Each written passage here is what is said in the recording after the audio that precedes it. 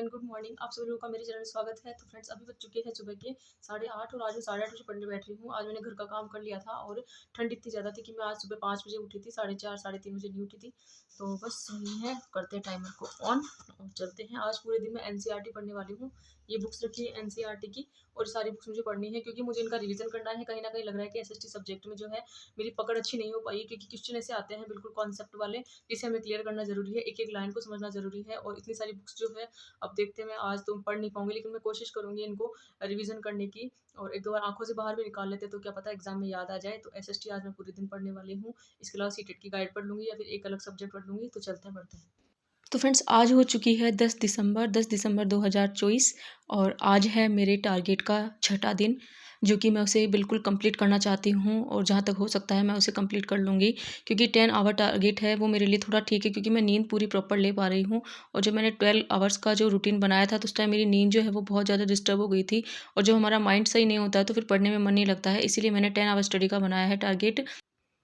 तो फ्रेंड्स, पढ़ाई करते करते आपको बहुत अच्छी लाइन में आपको बताती हूँ कि हवाओं ने मुझे हताश करने की बहुत कोशिश की। हवाओं ने मुझे हताश करने की बहुत कोशिश की, लेकिन मैं वह परिंदा बनी जिसने ऊंची उड़ान भरना ज़रूरी समझा। मैं वह परिंदा बनी जिसने ऊंची उड़ान भरना सही समझा। तो अगर आपको कुछ सीखना है तो हमें बस वही सीखना है इस वाली लाइन से, कि काफ़ी मुश्किलें आती हैं, काफ़ी लोग हमें हताश निराश करते हैं। ये सब मैं क्यों कहती हूँ, क्योंकि हम सब लोगों की लाइफ सेम होती है और सबकी सिचुएशन सेम होती है। हो सकता है आपकी लाइफ में भी आपको किसी ने हताश निराश ज़रूर किया होगा। ऐसा कोई भी इंसान नहीं है जिसको हताशा निराशा ना मिली हो। तो बस कुछ लोग होते हैं वो उनके बारे में सोचते रहते हैं और कुछ लोग होते हैं वो आगे बढ़ जाते हैं। तो बस यहाँ पे वही है कि मैं वह परिंदा बनी जिसने ऊंची उड़ान भरना ज़रूरी समझा, मतलब आगे बढ़ने के बारे में सोचा, उन लोगों को बिल्कुल साइड में कर दिया।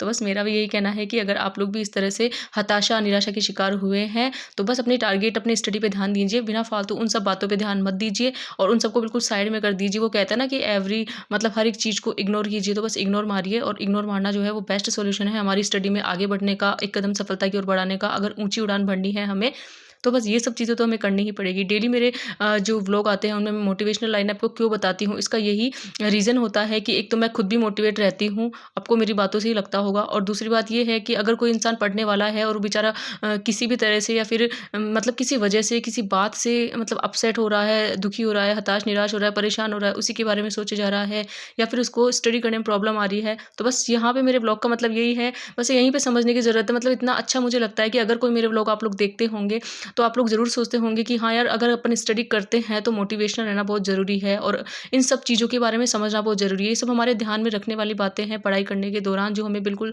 ध्यान में रखनी है, इन सब के बारे में सोचना समझना है। तो आज से बस आप लोग जो है बिल्कुल उन सब चीज़ों को, हताश निराश जो भी करते हैं उन सबको साइड में कीजिए, इग्नोर करिए और बस लग जाइए अपनी स्टडी में और अपने सपनों की ऊंची उड़ान भरने में लग जाइए। वो कहते हैं ना कि समस्याओं के समाधान खोजने वाला व्यक्ति ही अपनी सफलताओं की सत्ता प्राप्त करता है। और ये बिल्कुल सही है। अगर किसी ने समस्याओं का समाधान करना सीख लिया तो वो अपनी लाइफ में ज़रूर एक दिन सक्सेस होगा, ये ऐसा मेरा मानना है। अगर आपकी लाइफ में कोई प्रॉब्लम आती है तो प्लीज़ आप लोग मेरे साथ शेयर कर सकते हैं। और ये इसलिए होता है क्योंकि हमारी जो समस्या है उसका समाधान हो जाएगा और हम आराम से स्टडी कर पाएंगे। तो मेरी एक बात आप ज़रूर ध्यान रखना, जब भी हमारी लाइफ में समस्याएँ आती हैं तो कुछ लोग होते हैं वो उनका समाधान करके आगे बढ़ जाते हैं, कुछ लोग होते हैं उन समस्याओं के अंदर ही उलझ के रह जाते हैं। तो बस हमें उलझना नहीं है, हमें उनके समाधान करने हैं, सॉल्यूशन करना है, आगे बढ़ना है। बस यही मेरा मानना है। और आज फ्रेंड्स, मैंने जो है एनसीईआरटी जो है अपनी कंप्लीट की है। 1-2 बुक मेरी रह गई है जो मैं कल रिवीजन करूँगी उनका। उनको आँखों से 1-2 बार देख लिया है। अब पता नहीं कितना याद है कितना नहीं, वो तो मैं भी नहीं जानती हूँ, लेकिन मैंने आज एनसीईआरटी जो है वो मैंने टारगेट कंप्लीट कर लिया है।